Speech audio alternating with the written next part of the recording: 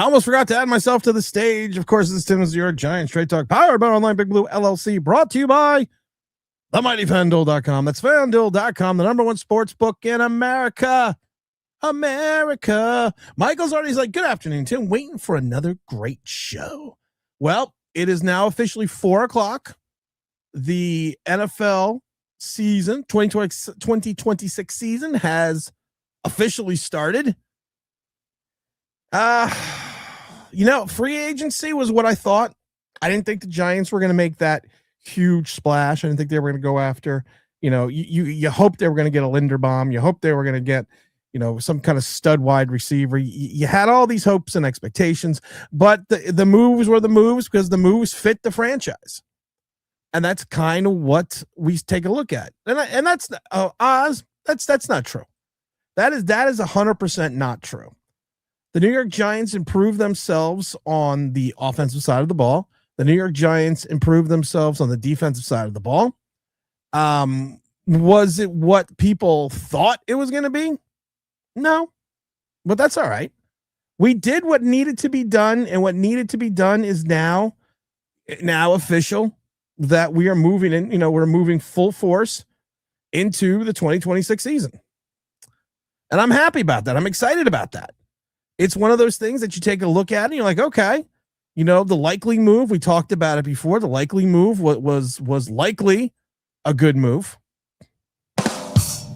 But, we just have to remember this is what the Giants had in front of them. This is what the Giants could do. And that's it. And there's nothing wrong with that.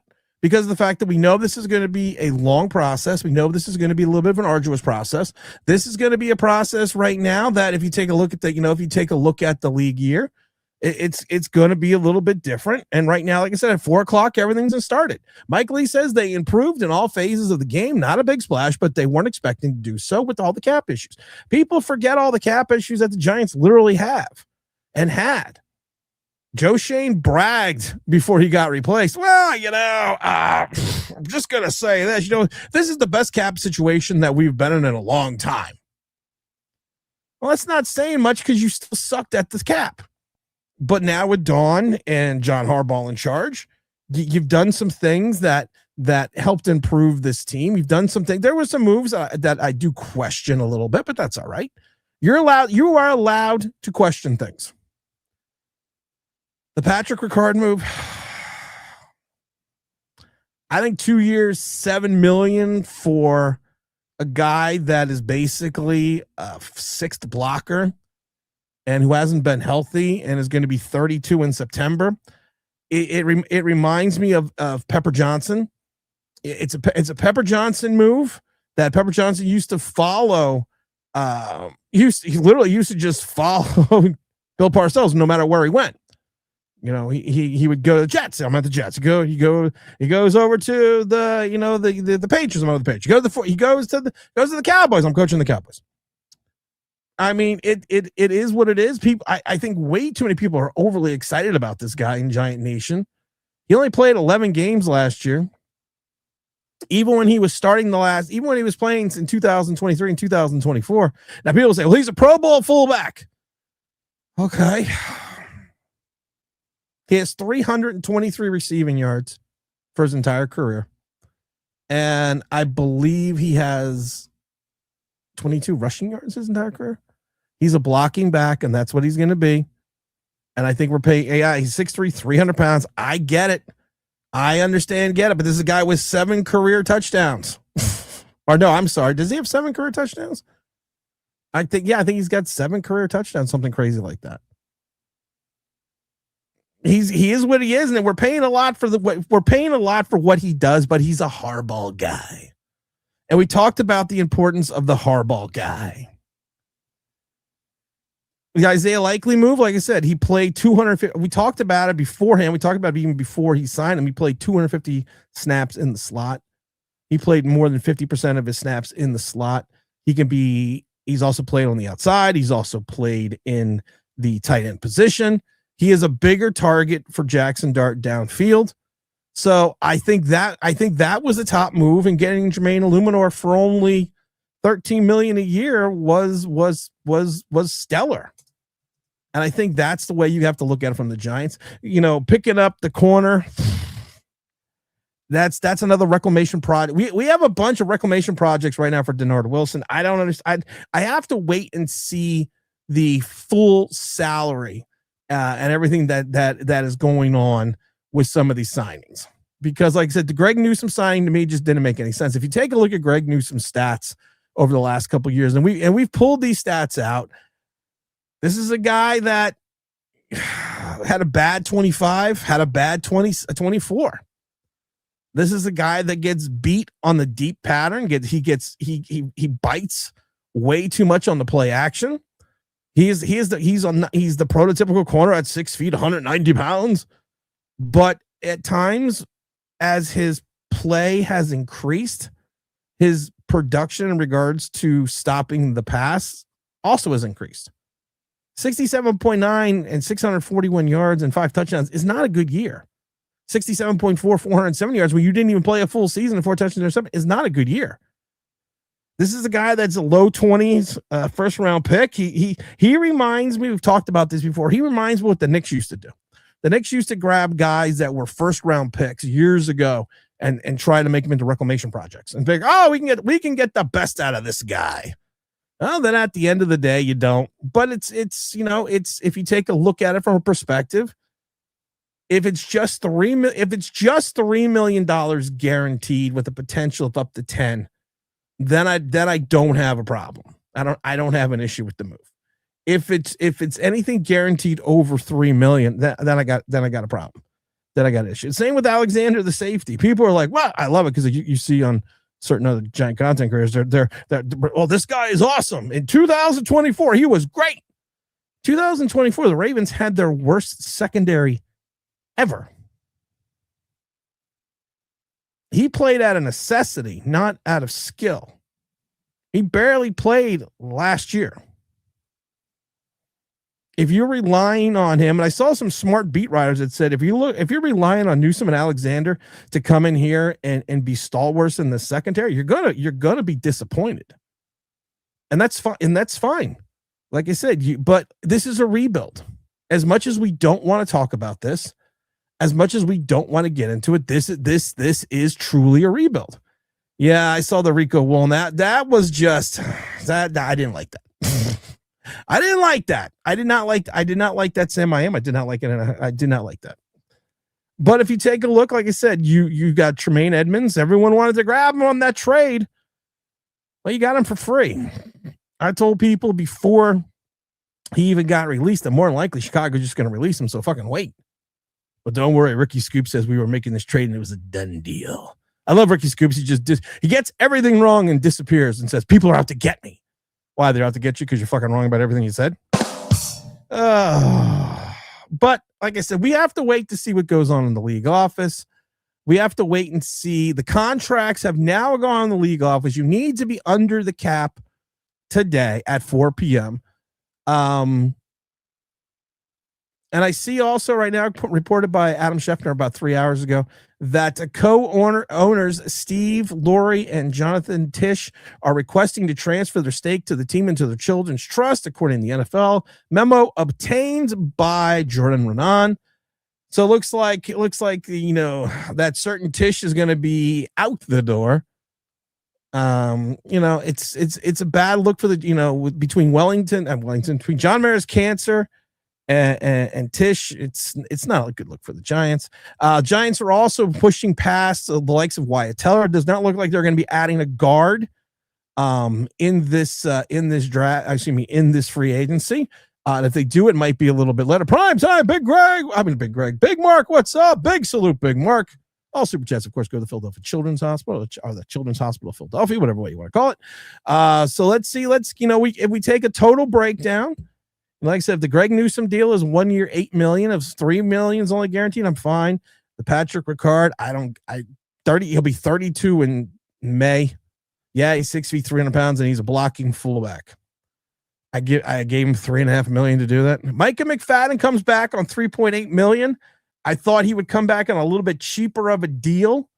I don't know how much of that is guaranteed. Micah McFadden still has a 13.7 career missed tackle percentage and still can't cover. Those things have not changed. We also bring back Art Green and Caleb Murphy, the linebacker. The only person, all the other departure we had was Anthony Johnson, outside of the venerable Wando Robinson and everyone else that has moved on. I'm curious, like I said, I'm curious to see what these deals are. And I'm refreshing here. We're not going to stream tomorrow because I'm going to the Big East tournament tomorrow. I'm going to be there at noon, and it's going to be the Trent McDuffie trade is now official as of a minute ago. Let's see here. Cam Scatterbush ready. I ran for the first time today, about 75 cents. The bright side of things. That was on the Rich Eisen show. If I had someone asked me, oh, Mr. Zaire Barnes just resigned. Zaire Barnes just re-signed with the Giants per his agent at a 1-year deal worth $1.5 million. Luckily we got him. Okay. All right, we're good. we dodged the bullet on that one. We got Zaire Barnes.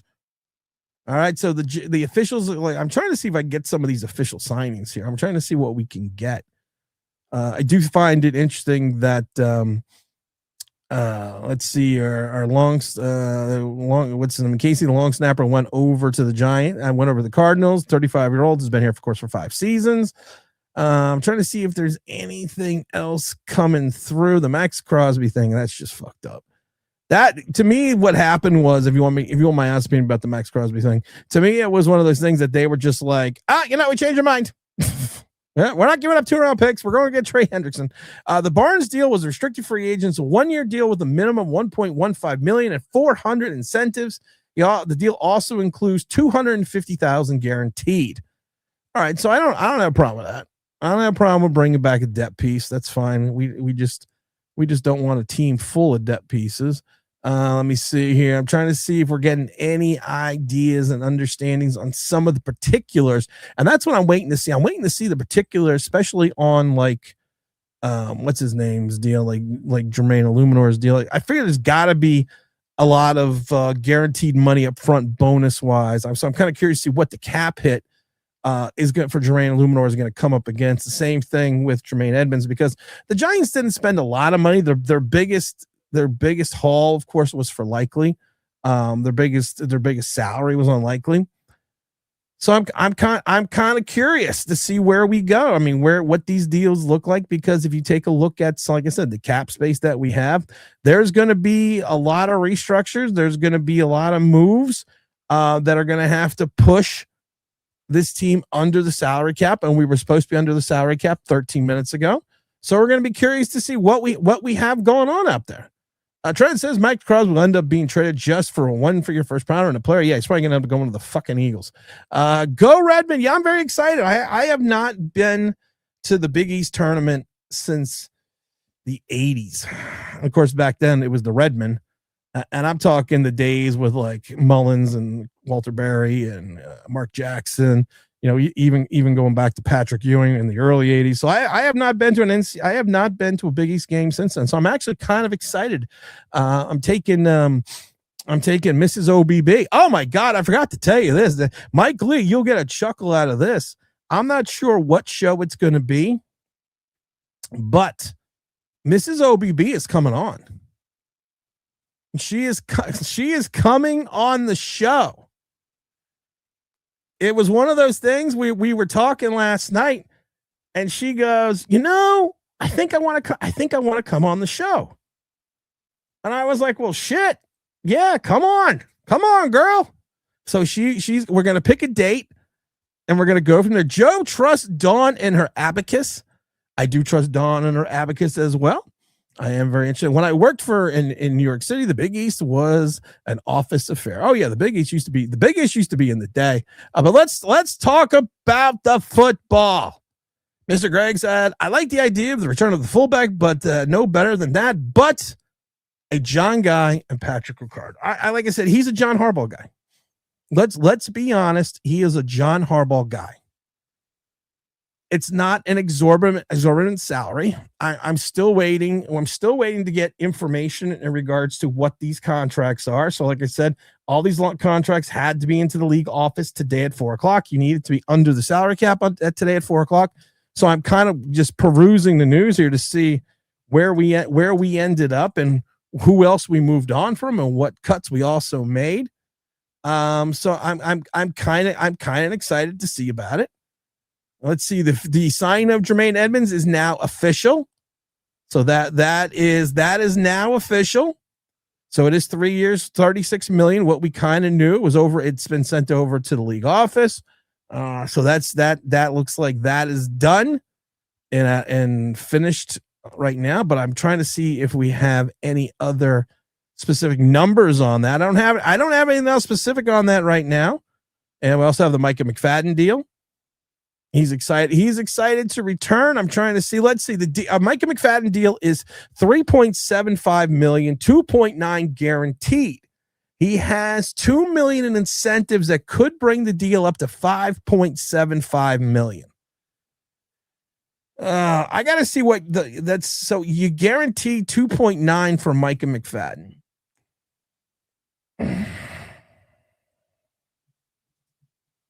Listen, I understand you got to fill out your roster.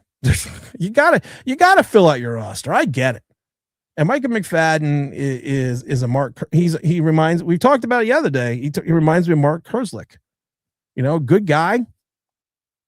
Good kid, but he has issues in coverages, issues in tackles. Had 2 seasons of 100 tackles, 100 plus that. One was 107 and one was 101. He's not going to give you much in coverage. He's going to play in the inside. You're going to hopefully team him up with someone on the outside, and hopefully that person's going to be a Sonny Styles-esque person. And then you're also going to have Tremaine Edmunds along him as well. So, it's for a guy that's been in the league for 4 years, it's 270 tackles, 161 solo, 109 assists. We talked about he only has 26 tackles for losses, only 15 quarterback hits. His coverage skills, I would say, Micah McFadden's.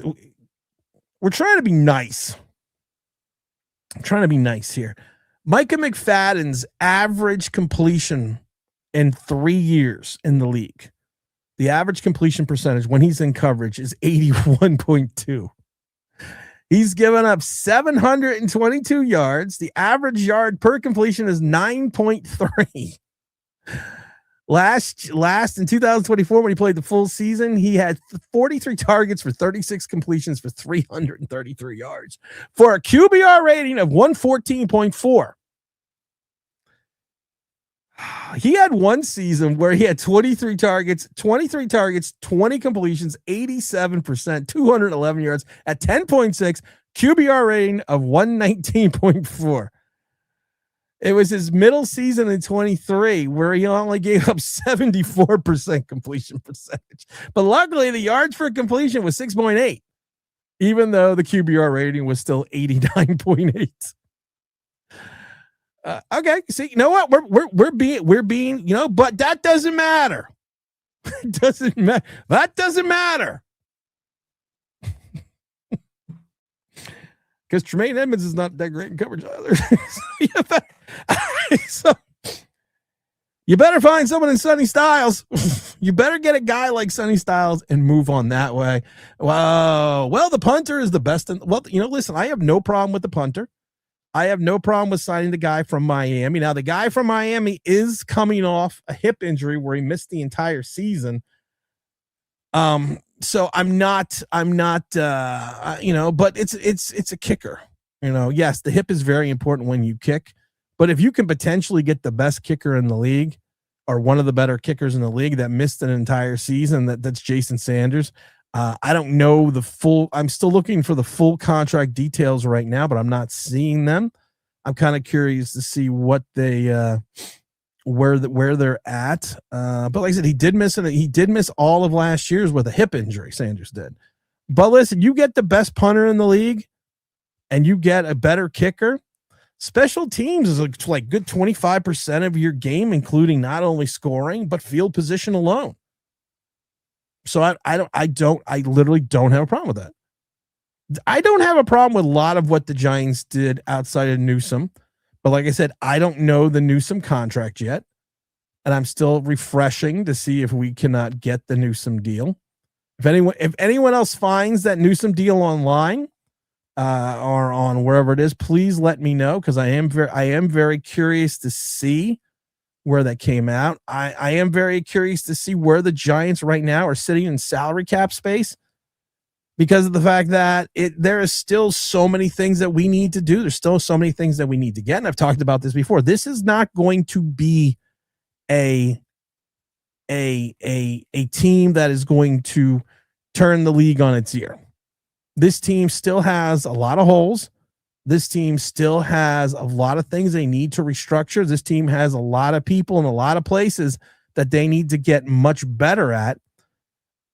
But it's one of those things that right now we kind of have to just wait and see what's going on. And I'm kind of curious to see if there's any ancillary free agents who have missed the boat on the big signings.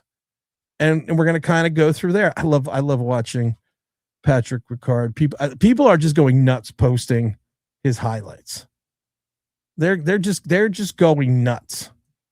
And I'm like, okay, yeah, I get it. I get it. He's a 300 pound, 6'3" plus or 6'3" guy that's going to be that is going to be your lead blocker. And I get it. I get it. But can I read you his snap count? And this is why I'm leery about giving the guys what we gave for him. Snap count last year, and of course he didn't play a full season, 41% of the offensive snaps. Snap count when he played in 17 games last year only started at 639. 2023, 39. He has not, his biggest season was 22, where he was in 64% of the snap count. So then beyond that, it was 57, 41, 31, 31, 41, 14. So in the last 3 years, he averages 39.3% of the offensive snaps. And he only played in 22 snaps in special teams. That's a big nut to give a guy that's only on the field 38% of the time. So he better be, and he'll be 32 years old in May. It's an interesting, but again, it's a Harbaugh guy. It's a hard, and you're bringing in these guys that John Harbaugh knows these players. He knows these guys. He understands what they are. He understands what they can do. And we kind of just got to look at it that, we got to kind of just look at it that way and see. And I'm trying to see where this all shakes out. And I'm trying, like I said, I'm desperately clicking, trying to get some information for us, but I'm not seeing anything yet. So make sure you're hitting the like button. Let's get to the chat. Greg said, I switched to the old fiber last summer. Best decision. No punting, place kicking. This all but means no. Oh, Graham Gano was gone. Graham Gano has to leave. I mean, there is no speculation on that. You are going to save money by getting rid of Graham Gano. And Graham Gano probably right now is gone. I'm trying to see if we have any numbers on anything right now. Let's see here. Grammy Gano, we're gonna save about $5.5 million. So we're fine getting rid of Graham Gano. John Runyon's probably going to be gone with his $11 million. You figure, let's see here. Chauncey Golston may have to go, but you can't. Well, you can actually get rid of Chauncey Golston. It's only $1 million cap hit. You're going to have to restructure. They've already probably worked out. I've been working on restructuring Burns, Lawrence, and probably a Debo. I wouldn't touch the Thomas contract because of the injuries. I wouldn't touch the Holland contracts. I just want to get him the fuck out the door. I wouldn't touch the Slayton contracts. I can get rid of him next year. If you still move on from Kavon Thibodeau, you're saving 14.7. So I mean, there is plenty of ways to get under this cap. So I'm not overly worried about it right there. Yeah, Greg says, we gave his ass the boot yesterday. He's definitely a 2-year liability. Mike Lee says, well, Dable's trying in vain to save his job, only to keep marching him out there. He was our most potent offensive weapon laterally. That's true, though. Let's see here. And a hammy. Who is Gano? Nick and a hammy. everything else. Big T Brad says, hit that like button. Off Broadway says, good afternoon, Tim. Mike Lee said they improved in all the phases of the game. Not a big splash, but we weren't expecting to do so with the cap issue. That's the best way to look at it. That's the best way to address this. We weren't, I was like I said, Quay Walker to me would have made sense more than Tremaine Edmunds, but I'm not going to complain about the Edmunds. I wanted Likely since before we even got John Harbaugh. So I had no problem with that. So I have no issue with that whatsoever. The only thing like I said, the Jermaine Illuminor deal, fucking phenomenal deal. Like I said, we read the players that fall into tiers. We had the first tier right tackles, and then we have a second tier right tackle. And us, Jermaine Illuminor fell into the second tier, and the second tier was between 10 and 18 million. He got 13. So that was on the league average. In reference to the league, if you take a look at the league average on tackles that have similar skill sets and similar seasons than Jermaine Illuminor, 13 was right in the middle, was right in the wheelhouse. So you can't complain about that. And I don't know what year 2 looks like. I don't know if year 2 has any guaranteed money. I don't know if year 2 is a void year. I don't know. So we got to kind of wait and see. And I was hoping we would get some more. I'm hoping we were going to get a little bit more information with all the contracts over into the league office. Let's see here. I love it when people come up in my feed like Kid Blue. He's like 47 years old now, and he still calls himself Kid Blue. I think here we go. We haven't had it in a while. Stupid Giant Twitter post. I think the Giants' best interest to trade now. This is from Kid Blue, at least to the second round. Wouldn't be opposed to a first round either. Bottom line, 2 picks in the top 100 is not good. Well, we have 3 picks in the top 105 or 107. So we'll just forget about that. So trading down into the second round, what are the additional picks that you're getting, or trading down to the first? That's not going to give us more picks unless you actually put out there how many picks we're going to get.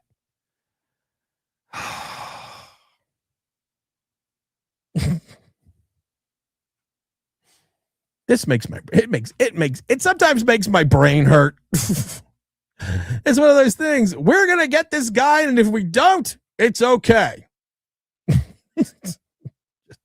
Kyler Murray right now is $36.8 million, fully guaranteed over in, let's see here. Where was that? That's, looks like they're trying to, over with the Vikings, looks like they're, he'll be compete with JJ McCarthy for a starting job. Okay, so he went over to, he's going over to the Vikings.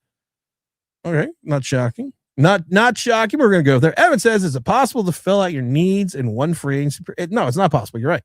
You're 100% right. It's not a problem. Tim, we now have a quality kicking game. I think a lot of people, it's not splashy. The Patrick Ricard thing, not splashy for a guy that only pays him 38% of the snaps that you gave $7 million over 2 years. That hurts a little bit. But it's a hardball guy. Like I said, he's to remind me, he is Pepper Johnson. Pepper Johnson followed Bill Parcells everywhere he went. So that's what Patrick Ricard is doing. So we're going to go. We are going to go with that. But the ability to get those 3 points, those ability to kick that extra point, the ability to play field position, the ability to kick it so we have enough hang time so we can get under the coverage. That's paramount because, like I said, it's literally 25% of your game is special teams. That's why special teams are so important. Special teams can look at Ron Dixon. Ron Dixon thought he broke the back of the Baltimore Ravens in 2000 and that warm Tampa night, which I was there for. We thought there was going to be something special, and then it turned out to be fucking shit. Mike Lee says you are spending money more wisely with Dawn, not throwing around money for mediocre talent. For most part, when do we get so far for these 1-year deals? Joe said, thank you for explaining to the fan base why the sky is not falling. The sky is not falling. You are going to be a 6-win team either way. Unless you dominated free agent, unless you figured out a way to get a lot of these guys on low budget deals and you dominated free agency, you are a 6-win team, maybe 7. Your roster is devoid. Our roster is devoid of serious talent. And there's nothing wrong with that because Dexter Lawrence hasn't played well in 2 years. Paulson Adebo has now had another down season coming off the injury. Andrew Thomas, if we're lucky, he's going to get 11 games, but he is a Pro Bowler and should be an All-Pro.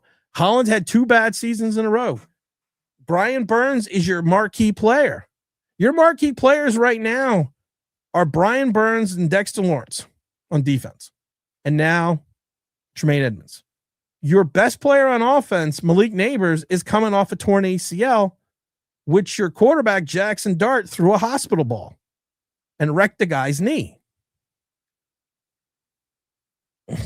And you still have a backfield of Devin Singletary, Cam Scatterboot coming off an injury, and Tyrone Tracy. So your receiving core, outside of Malik Neighbors consists of Darius Slayton. Yes, Isaiah Hodgins is now back. Wow, we're lucky we got that one back.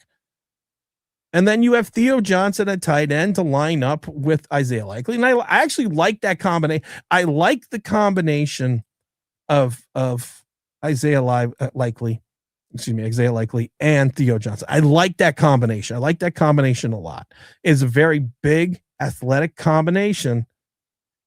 And we have to do it that way. We have to take a look at it that way. Oz says this is what you're going to get with Harbaugh, his old school and pick people he's comfortable with. That's what you got with Bill Parcells. That's what you got with Bill Belichick. That's what you got with any coach that's gone somewhere else. Yeah, you bring in your own guys. Evan says the worst thing to do would be to overpay someone because they are desperate. You're right. Let's see here. Bill Will says, is Evan Neal and Jalen Hyde still on the team? Evan Neal, as of now, is no longer a New York Football Giant.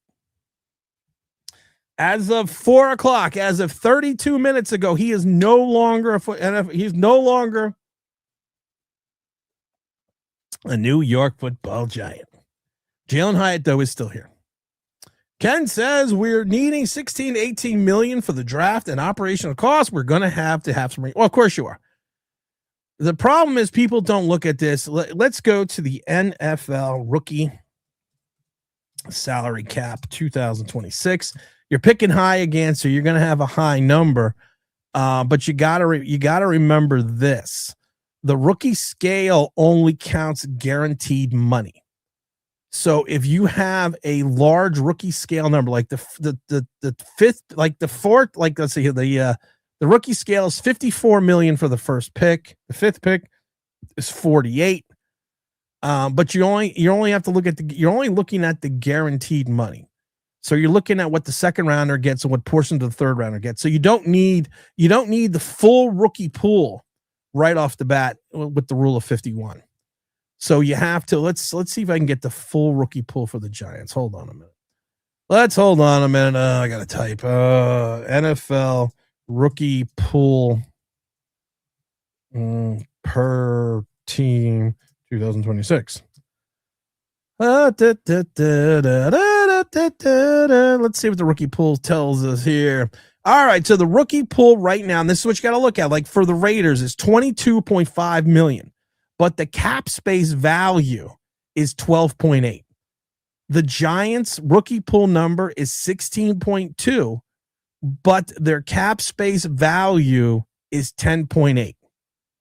You got to think of it this way, because you got for your first round pick, you got guaranteed cap number of 8 million. Your second round pick is 2 million. And then your third round pick is 1.3. Actually, we don't have a third actually. So your fourth round pick is 1.2.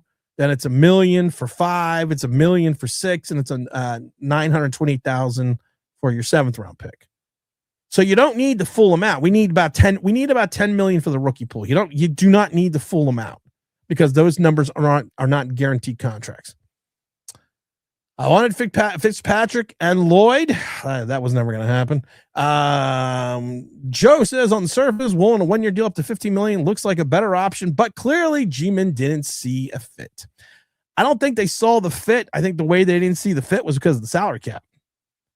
And I think that the Giants are not in a position where they're going to sit there and say, hey, you know what we're going to do? we're going to do like we did a couple of years ago, where the last 2 games of the season, we could not field a 53-man roster because we didn't have enough salary cap space.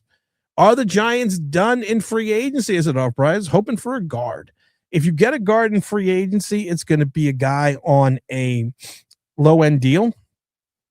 It's going to be a guy. They've already said they're out on Wyatt Teller. It's not going to be something that you look at right now and say, okay, we can get this, but it's going to be a guy on a lower-end deal. Let's see. Bradley Chubb has signed with the Buffalo Bills on a 3-year, $43.5 million deal. He gets 29 guaranteed, worth up to $52.5 million. That's interesting. That's interesting that if you are what's called fans, I still love I think it's the best interest of the Giants to trade down the second round. Oh my God, this is why I have fucking headaches. So in one of the worst drafts in the last 10 years in regards to top heavy talent, which most people are saying 2027, most prognosticators for the draft are saying that's a better draft. And maybe outside of the top 10, there's not a lot of guys you're like, oh yeah, we got to get that guy. So his thought process is trade down to the second round. Great balls of fire. No wonder these people can't predict anything right. They can't even predict the weather while they're looking outside. Hey-oh. Okay, let's see who else we got in the chat here. John Harbaugh says Vikings just relief Javon Hargrove. We don't have the money. Off Broadway says, also, Tim, once upon a time, were you a NFL prayer personnel? And no. What I did was and I actually turned down a job as a defensive quality control assistant.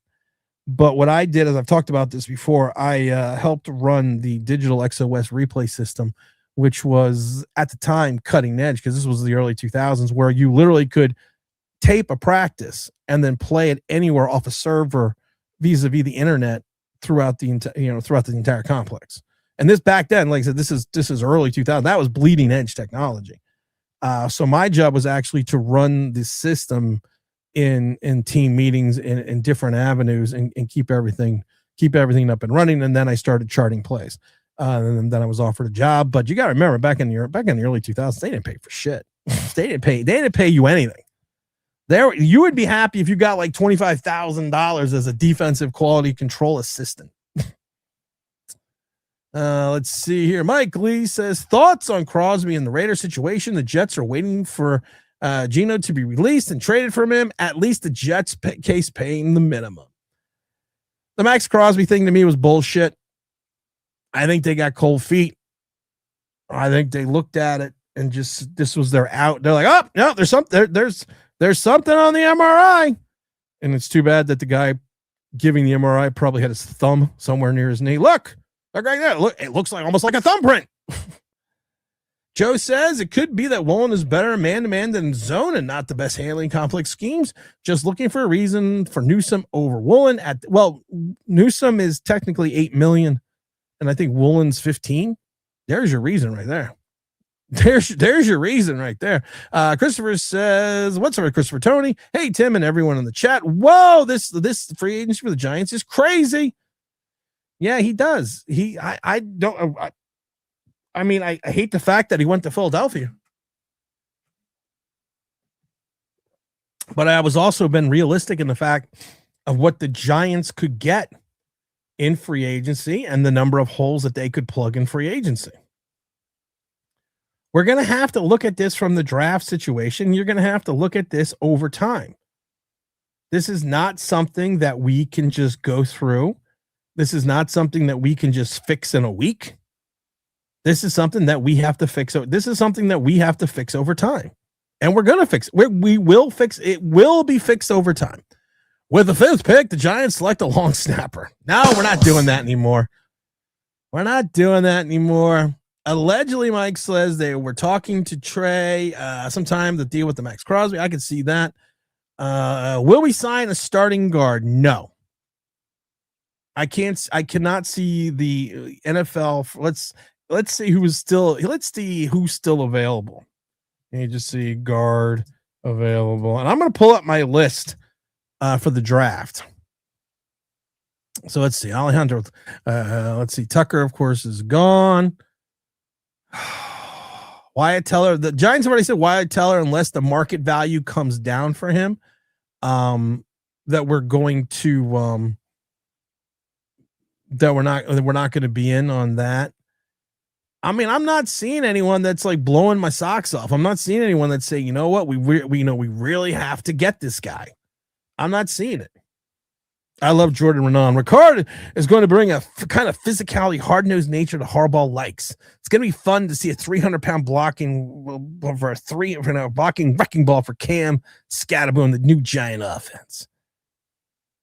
The guy only played 38% of the snaps the last 3 fucking seasons. Am I the only one that fucking sees that? Am I the only one that looks at that? He doesn't even play 62% of the time. You know it's going to be a run when he's in there. We don't have Derrick Henry.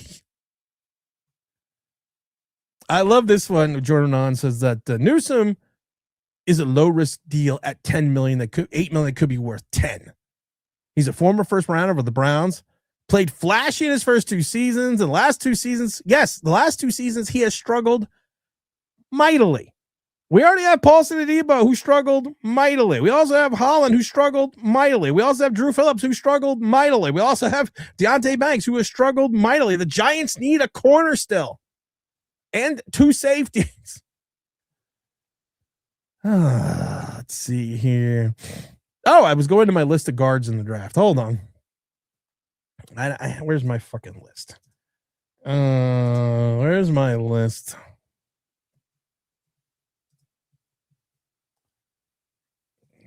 Let's see here. I had my list. Where did my list go? We've talked about this list before. I have my list and I can't find. Did I not position all the guards? Well, it can't be possible. I'm outside of the kid from Penn State. I don't think I positioned all the guards because I honestly didn't think the Giants were going to be in need of a guard. I thought they would. And like I said, John Runyon's still on the team. So, I mean, the only guard that I looked at was the kid from Notre Dame. And he is a high-level pass protector. Again, not much in the run game. But we're going to have to I did not do a breakdown of the guards. I thought I did. The only other player I have listed in the guard position is Jeremiah Wright out of Auburn. I like Wright. He's huge at fucking 340, 50. I think he's 350 pounds. He's got that. He's thick. You don't call a woman thick, but he's thick. And we talked about before, when you want a guy that can generate power on that first contact, especially as an interior line position and knows how to put his hands, he's your guy. He is your guy. He's strong. He is. We talked about him yesterday too. He's got that. He's got a little bit of an attitude. He's got a little bit of a chippiness. He's got a little bit of he's got a little bit of a nasty streak. He's durable. He plays. He's mature. I believe he was a 4-year starter. Quick now, of course, because of the fact that you got to look at the opposite. Is he fleet of foot? No. Quickness and lateral movement is not his forte, but that's why I'm also playing in the guard position. Now, if you watched him in college, he kind of did when he was asked to block in space or pull on screens, kind of reminds me of John Runyon. John Runyon, they spoke about it in Green Bay, and I talked to someone when the Giants signed him 2 years ago. He said, don't pull him as a guard because he will trip over his own feet, and he's not going to give you much in run blocking. And also, he's got a little bit of problem with stunts, but like I said, he's going to be on the interior of the line. And at 6'5", 350 pounds, Jeremiah Wright. I mean, that's if you want to take a 4th round pick on him. I think he was at the Senior Bowl too. I don't remember, but that's a guy the Giants can look at. Well, that's just weird. Awesome. It's sweet. It'll be awesome. Just make sure there's pictures of sangrias and don't eat the fruit. Yes, if those that are just tuning in late, Mrs. Online Big Blue came to me yesterday and said, I want to come on the show. I want to be on the show. And I was like, do you understand what you're going to get yourself into? If you come onto this wreck, if you come onto this fucking train wreck, do you know what you're going to get yourself into? And yeah, Mr. NY Giant. Hey, there we go. Mr. Yankee and Mr. New York Giant, a new subscriber whose son, I believe, is a Philadelphia Eagle fan, if I remember. Brogan says, do you think it's important to bring in another guy or guard like Teller or someone cheaper like Daniels? Well, Teller's already out.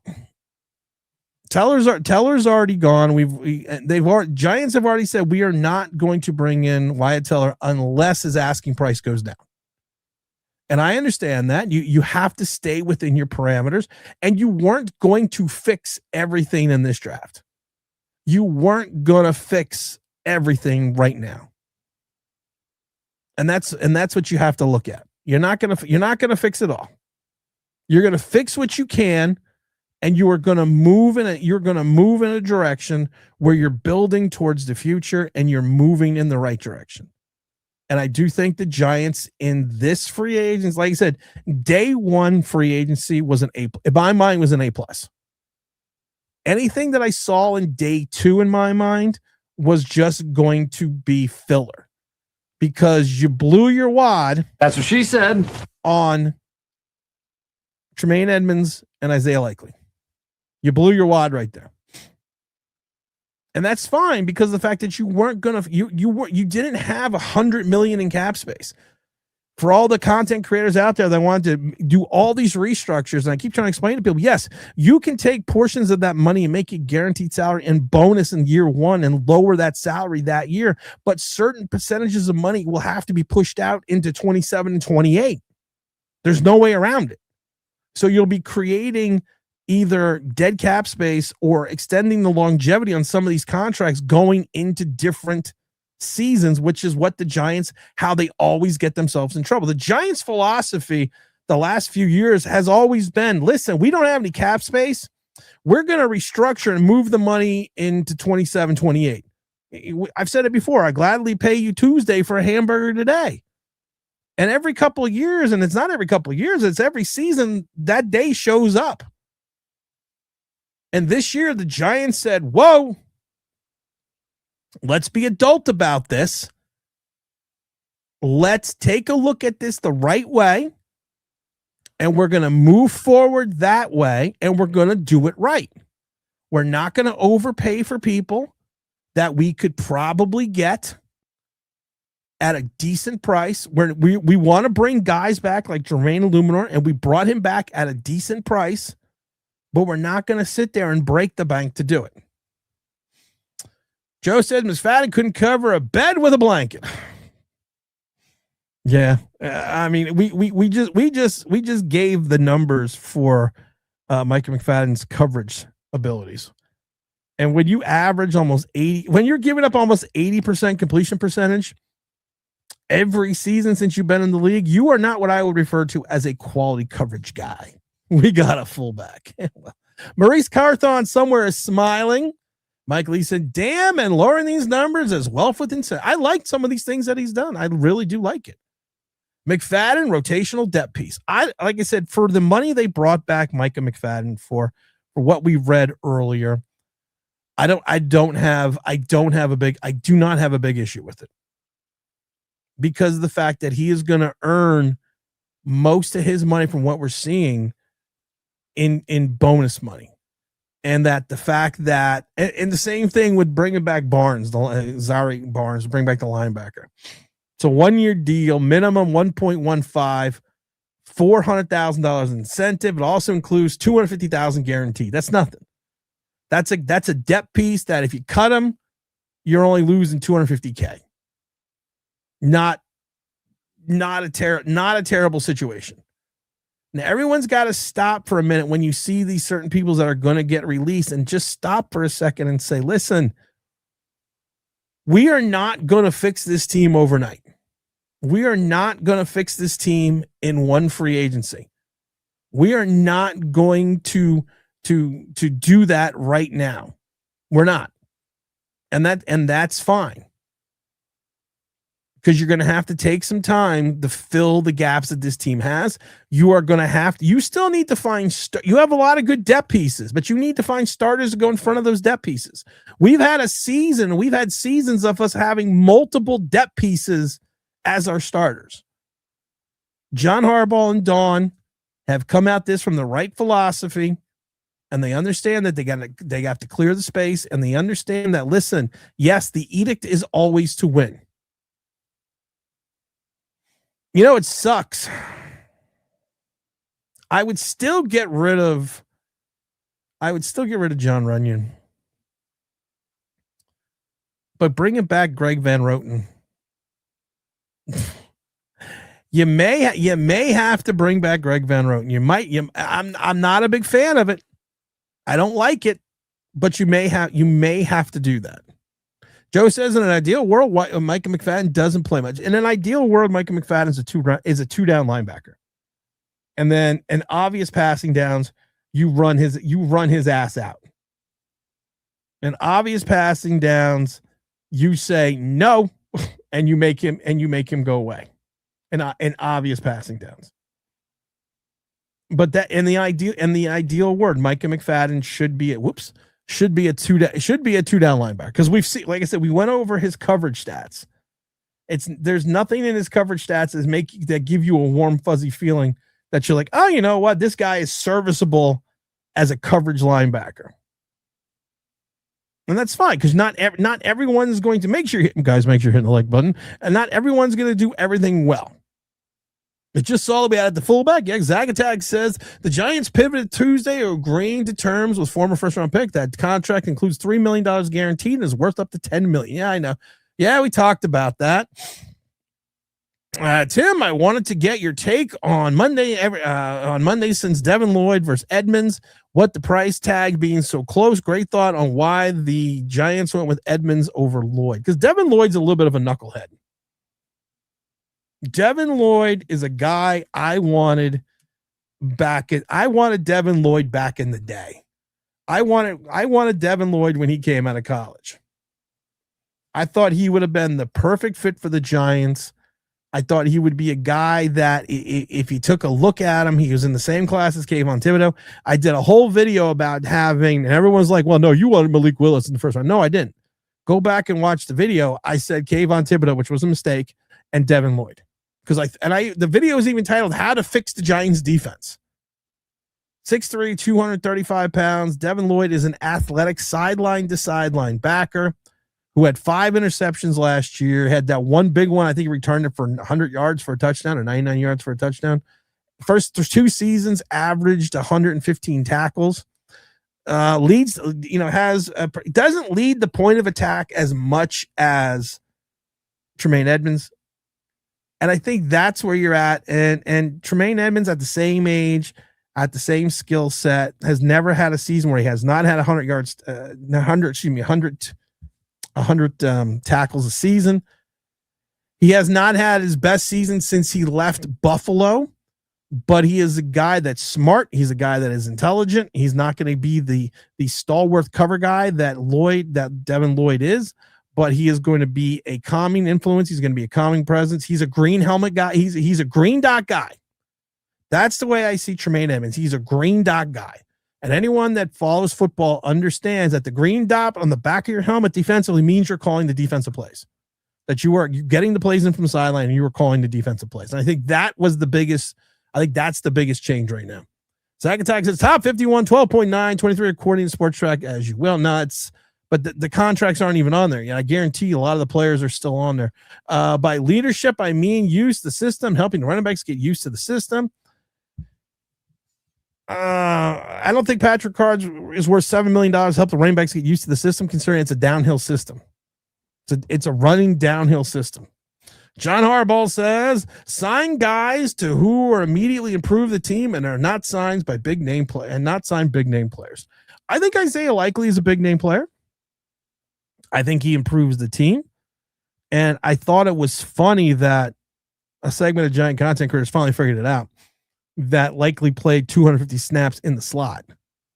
So you don't need Wan'Dale Robinson's $70 million salary where you can bring in Isaiah Likely, who does what Rondell Robinson does and can also play in the tight end position on the outside. You put him and Theo Johnson in the same set, Isaiah Likely, and then you have Malik Neighbors on the outside. You get a wide receiver maybe later in the draft. And even with Darius Slayton, with the concerns about the drop, you have a deep threat offense. Now you're just gonna have to teach Jackson Dart not to throw his wide receivers into the hospital. But you have a deep offense. You have a type of offense that can stretch the field and open up the running game for Tyrone Tracy, Cam Scatterboom, and whomever. Love to me could still be at play at 5. Could you imagine adding Love to this offense? Could you just think about it for a second? Let's see. We know the Raiders are going Mendoza. I think the Jets are still going to go Reese or Bailey. I think if the Jets go Reese, I think the Arizona Cardinals will go Bailey. I think now the Tennessee Titans are either going to take an offensive lineman or they may grab Tate at wide receiver. If I'm sitting at the Giants at 5, Love makes sense, because if you don't grab Love, I got a sneaking suspicion he's going to Washington at 7. And I'm not saying you should grab him just because your competition in your division is going to grab him. But can you imagine having a paired offense of backfield of Jackson Dart, Love, and Cam Scatterboom? Perfect 2 complement backs for each other. You got a change of pace back, and you also have the bruiser. You have a dual threat back and Love, and then you have a quarterback. If you're running the Matt Nagy system, you got to remember what's his name, with Cone, that used to play in that system, the little short running back. You have that speed guy. You're creating mismatches on the field, and then you are opening up the sidelines for Malik Neighbors, and you're stretching the middle of the field with Likely and Johnson. You're fucking scary. If you can keep the offensive lineman and get Jackson Dart to do what he's supposed to do beyond 8 yards, you got a fucking scary vertical offense. And that's something to watch. We will be big name hunting in 2027, 2028. I don't think they will be.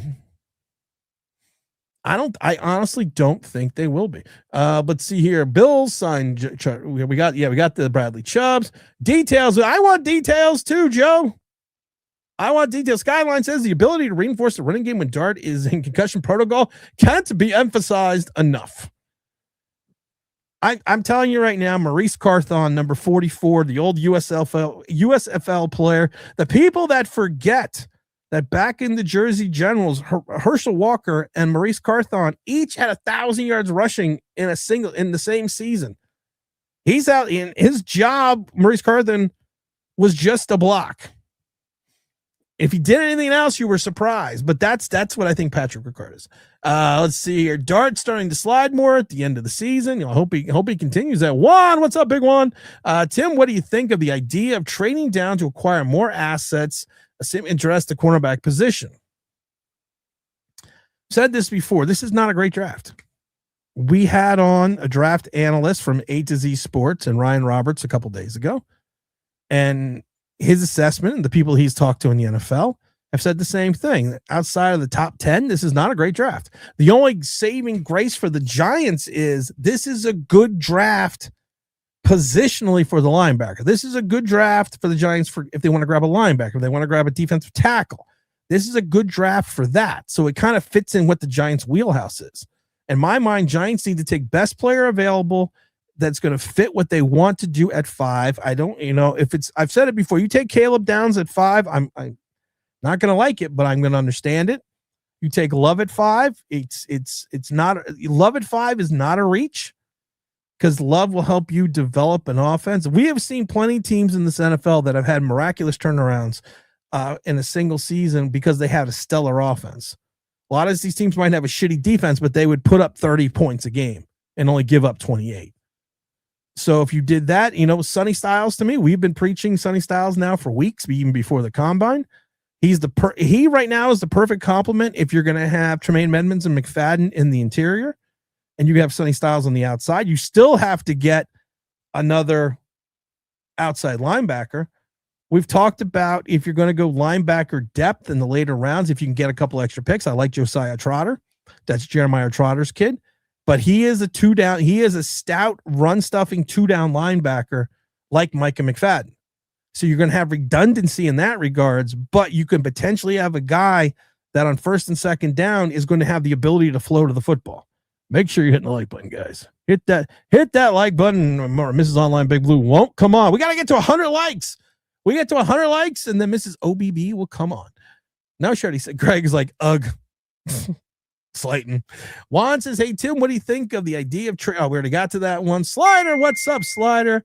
My kid's going outside. Okay, don't lock yourself out. That's right. Don't lock yourself out. Okay. Streaming. Don't lock yourself out. Lol. Blame it on the rain. Imagine if Likely and Johnson turned into Gronk and Hernandez on the field only. I was going to say on the field only, right?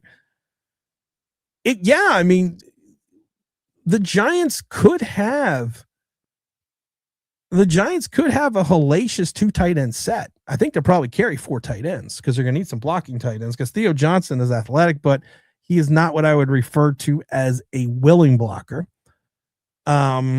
Isaiah Likely, I love how people talk, well, he's an inline zone blocker. Yeah, inline zone blocker means you just block the guy that's in front of you in your zone. It doesn't mean you're a good blocker. And when I'm not bringing Isaiah Likely here to block. I am paying Isaiah Likely to outproduce Wando Robinson.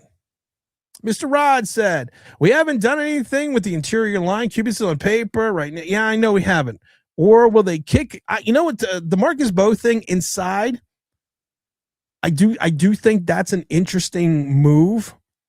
I will say this, and there's so many people out there that don't understand this, and I'm going to try to put this in the right perspective. It is not as easy as people think from going to the tackle position to the guard position. It is totally different, 2 totally different nuances. It's two totally different abilities to play. You have to think of it that way. And everyone's like, well, we can just bring in this guy and it's gonna be fine. It's two different skill sets. And that's kind of what you got. You got to remember the guard is lining up in the interior, of course. You're flanking the center. You got your tackles on the outside. You have two different assignments. Your main goal as an offensive guard is going to be interior run blocking and pulling, like we've talked about before. We don't do with John Runyon, and lead blocks. That's going to be what you do. You usually see bigger, powerful guys that are going to have to go up against these interior monsters. And that's what you have to look at. It's going to be, if I'm a guard and you think about it this way, I'm going to rely on a low center of gravity and have more interior mass. I'm going to be a big fucking guy. And I'm going to use my arms and I'm going to use a little bit of quick feet. And I'm gonna sit there and specifically block the interior of the line. The tackles have so many different responsibilities. It's not even funny. We're not gonna get into it. But the offensive tackle is your pass protector. You're guarding the quarterback's blind side. You usually have to be fast, athletic. You got to deal with the speed rushers on the defensive end side. You got to deal with the outside linebackers, bringing in the edge rushers. You're normally, and one of the biggest issues that Evan Neal has is he does not have elite footwork. He does not get back into his stance quick enough, and the speed rushers blow right by him. Yes, you still need to be massive. You still need to have some size and strength, but you can be a guy that's 6'3", 310 pounds at a tackle position if you have quick feet You have the ability to get out of your stance quick, and you have the understanding to push your defender towards the sideline. So we can't just take a guy that was a guard, was a tackle, and say, go play the interior. And that's like, and I'm not making fun of you. I've heard this before. And that's like when people says, well, it's no big deal switching between the left side and the right side when you're a tackle. It's not a big deal. It's a massive deal. It's not as easy as people think. Literally everything's backwards. But we don't think about it and it's not. And again, Ron, I'm not making fun of you. It's I just hear it so much that people think, well, in Madden, when I took this guy and he, all of a sudden he was a Pro Bowler. Okay, well, that's not real life. Don't forget to hit the like, because if you don't, I don't know what'll happen. Also, Tim, I think we're holding up on the free agent signings. Day two signings. Kind of need a guard. Also, I guess we're sticking with our current center. Yeah, I'm not happy about that, but that's fine. Joe says no restructure for Holland or Debo. That's the way to blow it again at 26. We can cut them. No to Thomas restructure until he plays a full season. Yeah, you want to restructure Brian Burns. That's fine. You want to give Brian Burns a little bit more money and you want to move him, out another season. I'm fine with that. Dexter Lawrence, I would convert some of his money into bonus, but I wouldn't push out any of his money to 26. Holland and Paulson Adebo, I would not touch their contracts unless I just convert some of their money to bonus, which becomes guaranteed, which most of their money is guaranteed anyways. It makes sense. I wanted Lloyd and Linderbaum, but that's not going to happen. No, I agree. Like I said, Azeez Ojulari signed a 1-year deal with Atlanta Falcons. Man, we dodged a bullet re-signing him. Giant content creators should sign this guy up. Front office guy shows empty pockets. Let's see here. Big T Brad says Daniel Jones got paid again. Daniel Jones has never thrown for 3,500 yards. Daniel Jones has never thrown for over 25 touchdowns. Daniel Jones has 2 winning seasons in 7 years and has yet to play an entire season, and he got the bag again. And we all know that after a good season or an okay season, Daniel Jones reverts to being back to Daniel Jones the next year. And he's coming off the ACL. And what do we say all the time on this show if you have an ACL injury? What usually follows after the ACL, either the next year or the following year? I'm sorry, the Achilles, know what it falls? I already gave it away. The ACL tear. How many times we see people come back from the Achilles, play well, then all of a sudden tear their ACL? But desperation does not always equate to value. And that to me is what Daniel Jones is. Gee, just coming off of surgery and failing a physical. Oh my God, I am so surprised. I know, I'm shocked. Apparently the Cowboys medical staff were part of the Crosby physical. They probably are. I tell you, with the Crosby physical, they're like, Baltimore's like, yeah, we're gonna do an MRI here, and then we get him in the MRI, and there's a guy from Baltimore sticking his leg in the MRI with Max. Look, he's got 2 ACLs. What the fuck? Deal's canceled. Deal's off. That is just a team getting cold feet. That I see Ricard and Scat on the field for anything that isn't 2 yards or less. We got issues. I agree. The mighty struggling DB club. Greg says Vegas Loon was the Ohio State and will be free in the draft. There you go. There's a lot of guys that can be free in the draft. Danny, I just talked. I'm behind in the chat, but Danny, I just talked about bringing back Greg Van Roten. Just talked about that. I mean, do you do it? Do you bring back Greg? I don't know. That's a tough call, man. If you're moving on from John Runyon, then I'm going to say yes. You bring back Greg Van Roten. And I know it's Roten, but I call him Rotten. If you're bringing him back, yes, you move on. Yes, you bring him back.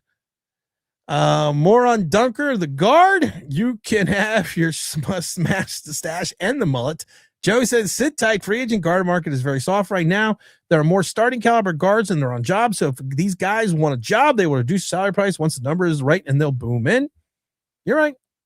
You're right. Daniel Jones must have Jerry Maguire for his agent. Slider says, Tim, I believe we are called the kicking the can when giant content creators. Lol, they don't get it. Big T-Brad says, Giants have to get a running back and 2 wide receivers in this draft. Yeah. But the problem is you only have 3 picks in the first 105 or 107, which is fine. I mean, you're not, and this is the thing I keep telling everyone, we're not going to fix this all in one day. We're not going to fix this in all in one fell swoop, and which is fine. As a renewed season ticket holder, and I'm going to say it again, as a renewed season ticket holder, I'm okay with a 6-win season as long as I see improvement, as long as I see the Jackson Dart getting better, the offense getting better, the defense getting better. I'm fine with it. I don't have a problem with it. Where I run into a problem is if we don't see anything get any better. If we're worse than last year, and I don't think that's going to happen. So Javon Hargrave, who's just released, evidently just agreed to terms on a 2-year, $23 million deal, according to Drew Rosenhaus. That's interesting. Trying to see what else is going on in Giant land. I thought some of the numbers would have came out for the Giants already. Again, I'm not going to do any streams tomorrow. We're not going to do any streams till Sunday because I am going to be at the Big East tournament tomorrow and probably on Friday. So we're not gonna be around. So hopefully nothing exciting happens. If something does exciting happen, I'll do a quick short and post it from MSG. I'm very excited about going. I'm very excited. Take you, Mrs. OBB. Is anyone else going? Is anyone else going out to watch the Red Storm? I'm sorry, you're still always going to be the Redmen. I'm sorry. I just can't believe Kyler Murray just signed for $38 million. Is the Kyler Murray thing official? Because that's just literally fucking insane. If that's official. How the Giants, I love it because how the Giants solved their guard problem, and there's the red hair and stash. Right now it's just Jake Cubis. We're gonna be fine. Greg Van, like I said, Greg Van Roten is older. Is he a great run blocker? Nope. Is he a power run blocker? Nope. Is he pretty good at pass blocker 36? Yep. So if you bring him back cheap, I'm good. We talked about James Daniels for a minute. We talked about him a few minutes ago. And I'm thinking about it. If you're looking at a guy, you either look like James Daniels is going to be a guy that if you hit on him and he's 28, if you hit on him, you are going to look phenomenal. You are going to look like you are a fucking genius. Ultimate boomer bust guy. He was good, and he played in Chicago under Matt Nagy. He was with the Steelers for like a cup of coffee. Then he suffered suffered what? An Achilles. And then a pec in 2025.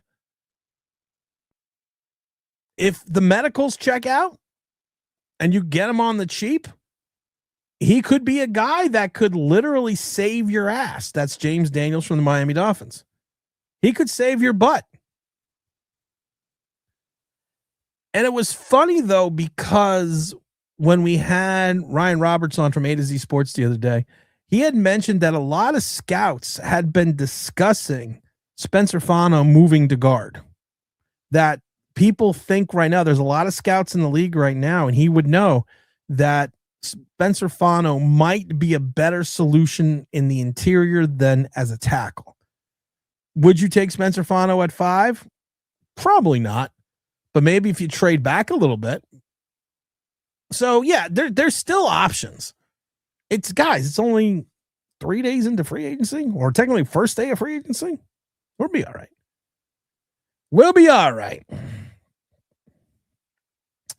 The Dark Friend says, what? The team will be patchwork this year and hopefully next season when we get it all together. Yeah.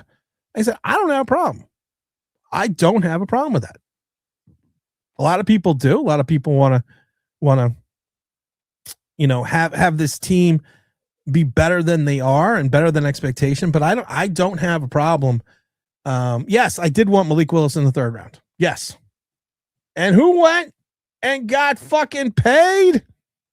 Does anyone know who went and got almost $70 million to be the starting quarterback for the Miami Dolphins? Malik Willis.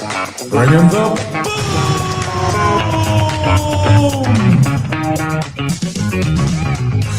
Mike Lee is right. I did want Malik Willis in the third round. I said you would have to literally sit him an entire year. What, when, and why? Does Patrick Ricard make sense, Tim? No.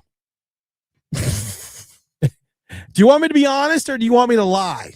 Because I should read the whole rest of the statement. How come he is now the highest paid fullback? Isn't the guy from the 49ers the best fullback in the league? Delusional Giant fans again. Shame. No. Patrick Ricard is not worth $7.5 million. As I should rephrase that. He will be 32 in May.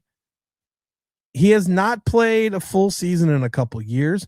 Even when he was playing 17 games over the last 3 seasons, he averaged 38.5% of the offensive snaps.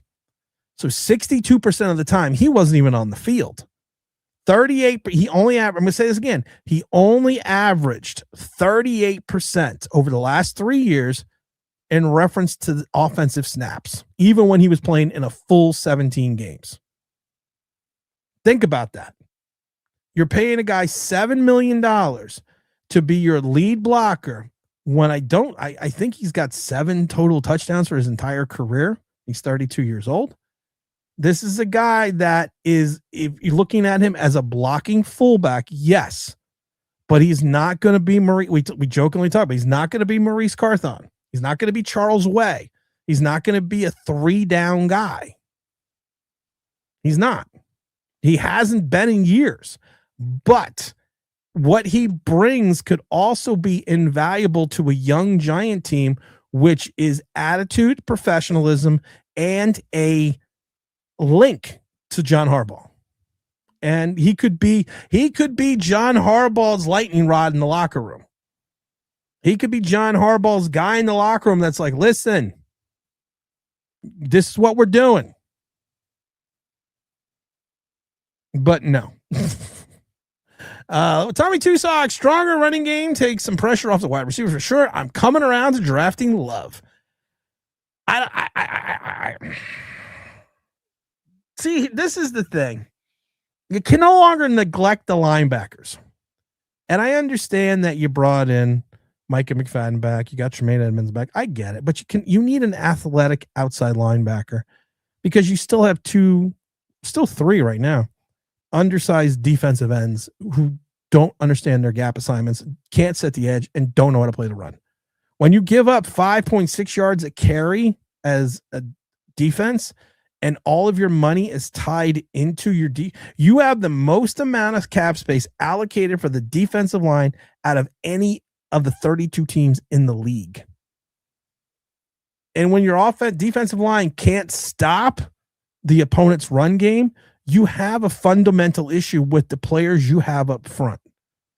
So one of the ways that you can help circumvent without paying more money into the defensive line would be to go out and get some athletic 3-down sideline to sideline linebackers, and that would be Sonny Styles. You're old like me then, Off-Broadway, if you remember that. Philosopher, what's up, yo? Tim, do you think to guard Brady Christians? He played for the Panthers last season. Actually, I don't know. I don't know a lot about him, to be honest. I would have to take a look. Keyshawn says, "Whoops." Keyshawn says, "Preach, Tim." That's when I was talking about switching play. I just love it, and it's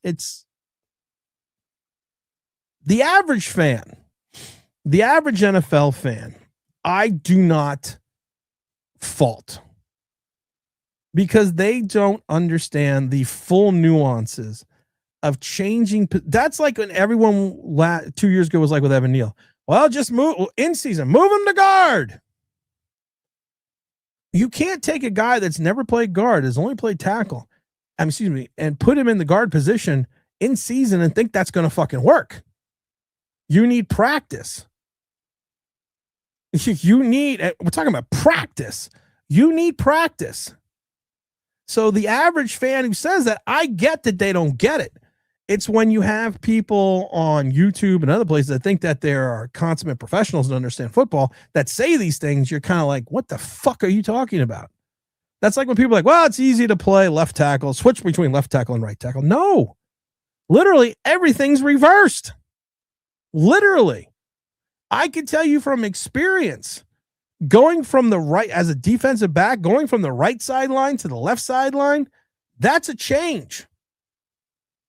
And you have players that follow individual wide receivers and you shadow them, and I give them all the credit in the world because there is usually a natural side for a corner. And it's not as easy as it sounds just all of a sudden to make change. Oh, just play on the left. You just play full time on the left side. You'll be fine. No, it's not how it works. The issue with tackle switching to guard is Eric Flowers did it and got better. Eric Flowers got serviceable. Eric Flowers did not get better. Eric Flowers was still out of the league in like 3-4 years. He got serviceable. There is a difference between being good and being serviceable. Daniel Jones is Rick Meyer and Sam Bradford paid for nothing. Yeah, you're right. Off Broadway says Daniel Jones is better than Sam Bradford. Then Sam Bradford. Sam Bradford's had potential before the injury. Sam Bradford, we've talked about Sam Bradford on this show before. Sam Bradford had potential. He was the reason for Sam Bradford was the reason for the rookie salary cap. 1,000%.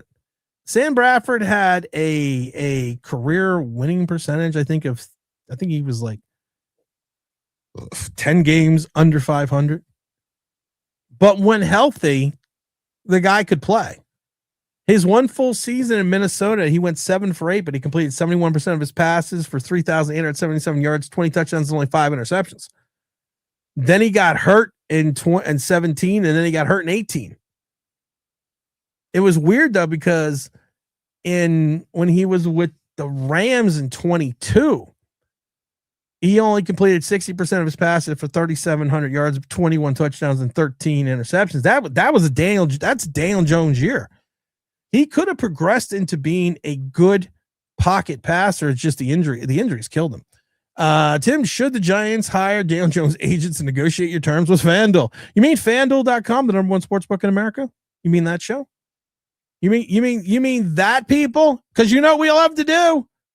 We love to go to FanDuel. I've said this once time. I've said it a million times before. New customers get $300 up to $300 back in bonus bets every day for 10 days. I'm going to say this slowly. I'm going to say this one more time. If you are new to the mighty FanDuel, go and download the app. We've already talked about it before. If you need to, go to the App Store. If you have an Apple, if you have an Android, go to whatever evil Satan site that there is to download that shit. But new customers get up to $300 back in bonus bets for 10 days if your bets don't win. That's like playing with house money, guys. Go to the mighty FanDuel.com. You got the casino games, you got the fantasy, you got the racing, you got the FanDuel TV, you got the sports book. And even with the casino games, I know I'm an old man. I like the casino games. I'm not going to lie. I like the Huff and the Puff game.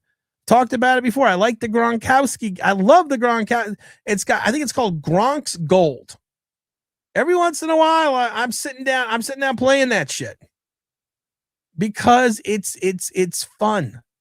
And if you join FanDuel Casino today, you get 500 bonus spins to play on the Huff and Puff Money Mansion, plus get up to $1,000 back in cash bonuses on any first day net losses. Boom. Why wouldn't you go to FanDuel.com right now and game responsibly?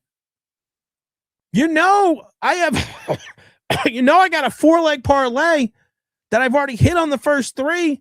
And if the Boston Celtics win the NBA championship, I get $108,000. Go to the sports. Go right now. Like I said, you find on the App Store, whatever demonic place you go to, you Microsoft users, whatever you have to go, find that. I'll wait. Download the app. FanDuel.com, the number one sports book in the world. Well, it's actually number one sports book in America. I say it's the number one sports book in the world. Go to FanDuel.com right now. And don't forget, please game responsibly. Thank you, Joe. Think the Giants trade Kavon before the draft. Are you still leaning towards moving from him due to the $15 million cap hit? I'm moving from Kavon Thibodeau because I don't think Kavon Thibodeau is a good player. And I'm not paying a guy $15 million not to be a good player. I could pay a lot of people a lot of money not to be, not to be good at their jobs. And to me, Kavon Thibodeau fits that bill. He's an undersized defensive end who's never played a full season. The one time he had 11.5 sacks, 6 of those sacks came in 3 games, and 2 of those sacks came in the Seattle game where he had it on the first series, and then in the last series when the game was over after Witherspoon shot down the fucking field. But I'm not bitter about that game. I'm not bitter about that Seattle game. I was there with my brother James Williams. We were hanging out, and I've told the story a million times before with James. We were sitting there, and James was literally yelling that, James was literally yelling that we're driving. There's a chance to change the outcome of that Seattle game. We're driving, and James is yelling, we're paying this guy $100 million not to throw the ball. Throw the fucking ball. And as soon as he said that, Witherspoon intercepted the pass, jumped the route, intercepted the pass, and took it 97 yards for a touchdown. Ended the game. And this was also the same game that the Giants and the coaches club stopped doing the end of the game interviews with Howard Cross because of James Williams as well. And I remember because everyone in the stands in our section turned around and looked at James and said, "You told him to throw the fucking ball. What the hell is wrong with you?" Just another day. I like Greg Van Roten. I know it's Roten, but I call him Rotten. He's a good leader, good enough, perfect to have. If you get Greg back at a cheap price, I'm down with it. Marcus Bowe started 14 games at right guard at Purdue before starting 20 games at right tackle. He has some guard experience, all on the right side. If you kick him inside, keep him on the right side. Yes, Joe, but I don't have to explain this to you because you're an astute fan. There's a difference between playing guard in college and difference between guard in the pros. And he wants to make his chops as a tackle. So, yeah, I can't. I'll always say, Tim, earlier I asked if there was a scout or personnel guy in your NFL. I answered that question. I answered that question off Broadway. I answered it 20 minutes ago. Were you not paying attention? I'll go through the story again next time if you missed it, but I'm not going to go through that story again. Nobody cares about that story. Redmen, please. They are the Redmen. They are the St. John's Redmen. And I know, and I get it, but listen, Mrs. Online Big Blue is part Indian, part Native American. Pueblo Indian out of Arizona, still has family that lives on the reservation in Arizona. She's technically an Indian princess. So I can say Redmen. St. John's will always be the Redmen. Yeah, I hate the Red Storm, but that's okay. J Sportscast, quite frankly, Love was touched by the hands of God. Oh, that made me smile. A true Gold Jacket player, smart, tough, and dependable. Christopher wants to know, in your opinion, what moves or players would you have the Giants have done far as free agents? The only thing I would have done is, like I said, I would have probably brought in Quay Walker instead of Tremaine Edmunds. But I understand why they did it. Quay Walker, to me, has a missed tackle percentage of 3%, can cover better than Edmunds, and Quay Walker is not good in coverage, but he is a solid guy that you could play 2 yards off the ball and can flow to the football, and you probably could have got him. You would have got him a little cheaper than Tremaine Edmunds, but Edmunds is a good signing. Let's see. Joe Ferry says, not to sound stupid. Okay, well, we're going to go through the next question. Hey, Stu, what's up? No, I'm sorry, Joe. Not to sound stupid, but I'm kind of used to anything and everything from Notre Dame being overhyped to the gills. Well, Joe Montana was underhyped. Joe Theismann wasn't even hyped. And I know that's probably way before your time, but I don't disagree with you. Blame it on the rain. All this FanDuel hype. You made Dan the man destitute. Joe, you and I have a bet, don't we? Don't you and I have a bet? 108,000. That's a new truck or 30 green eggs for Tim. No, I have my car. I have my Dodge. I have my 1320 now, so I don't need any new cars. I already have a truck.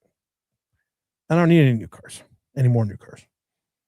I'm going to take that. And when I win the $108,000 on that parlay, I am going to take that money and I'm going to buy another house in Miami. And I'm going back to Miami. It's called Google Play. No, it's not. You're lying. You don't know what it's called. I listened to the podcast later. I was away from. Oh, I'm sorry, brother. I was just being an asshole. Where is Chris? We haven't. It's Matt Sims, and honestly, I'm working on getting Matt on right now, but he's too busy being on the NFL Network. He's too busy to return my text messages. I'm going to text him right now. I'm going to text him right as we speak. Mm-hmm. Or did he? Or am I about to be a dick and he did return my text message? There's a possibility. There is a very distinct possibility he returned the text message, and I'm just going to be a dick and. No, he did not return my text message. What the fuck?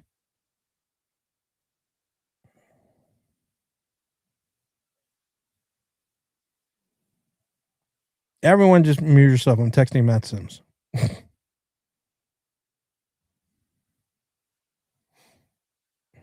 And tell him what the hell's wrong with you. Okay. I got 300 text messages today. You don't need to leave me the fuck alone. I got enough problems in my life. I don't need any more problems. Ooh, I had a bad day in the market. Had a bad day in the market, but that's all right. My commodities are up. My commodities are up like 7-up. I'm still up on my GE. Still up on my Google. Actually made money on Google today. Actually, it was SoFi had a good day. So all right, we're up on SoFi. We had a good day on SoFi. TV Pharmaceuticals, they had a bad day. All right, there we go. Oh shit, I'm still streaming. Imagine a stream with Phil, Chris, and Matt. If Banks turns into a top 3 kick returner, is that a hit for Shane? No, because we didn't draft him as a kick returner. I will agree to the bet so long as we agree to the we already agreed to the charitable foundation. I already told you. You are going to donate to Children's Hospital of Philadelphia. And I will donate to whatever. Joe, you can't back out on this, brother. We've already talked about this bet. This bet is done. Oh, stop. I'm not even gonna talk. I got so much in commodities right now with gold, silver, platinum, and palladium. Especially palladium. Palladium to me, it's actually used in building computer chips and missiles and stuff, and just computers itself. But I've been into commodities for years. I always play in commodities. Let's see here, but we're not talking about the commodity show. We're talking about ending this show now because it's 5:30. I've streamed 3 days in a row.